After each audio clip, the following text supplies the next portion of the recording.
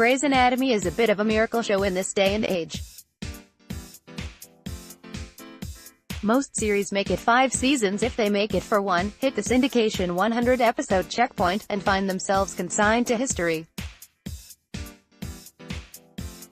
When Grey's Anatomy enters its 15th season next year, it will be in the top 10 longest-running scripted primetime television series, hitting the same length as her, and passing such series as Dallas, which ran for 14, but this milestone comes with heavy drama and 2 more cast members leaving. These tweets about the Grey's Anatomy Season 14 finale show that fans are just as invested now as they were back in 2005 when it began. That's no small feat either. While Grey's Anatomy might no longer be a top 10 show across the US, Season 14 ratings have averaged 7.5 million viewers a week, enough to keep it within the top 5 dramas this season, with a 1.9 in the 18 to 25 age demo that is so important for advertisers. Moreover, its numbers are staying steady. Wearer entered Season 15 on life support and gasped out by the end of the final year. Grey's Anatomy is chugging along, having only dropped 0.3 of a point in their overall viewership between Seasons 13 and 14, and it's plot points like tonight's that have driven the show's viewership to remain. Not only do fans have the long-awaited wedding of Alex and Joe, but 2 departures coming, that of Arizona in April, and there's no telling if one or the other will kick the bucket on their way out the door.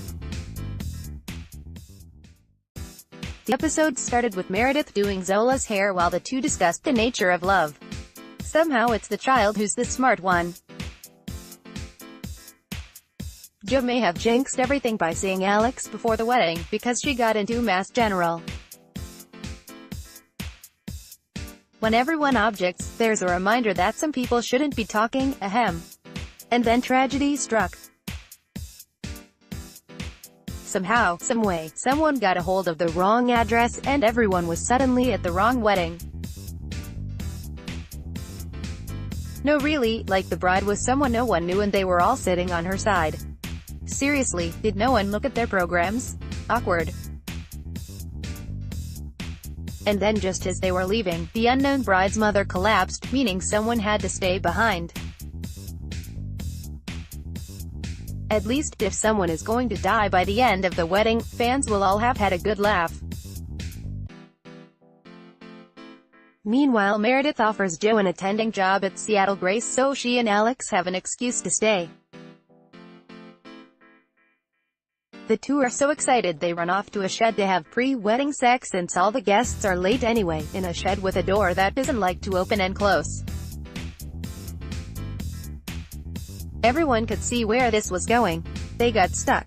And now there's a wedding set up, there are guests, and there is no bride or groom. And they're screaming for help and no one can hear them, in shed that turns out to have a dead body in it. Meanwhile, the guests are getting very drunk. Hey look, they all went to the wrong wedding earlier. It's been a hard day. Andrew makes a drunken, embarrassing speech.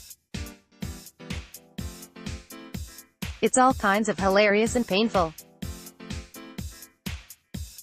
And then the wedding planner ate shrimp, to which she's allergic. Good thing it's a wedding full of drunken doctors, and 1 plastic first aid kit. At least Meredith and Andrew found the bride and groom eventually.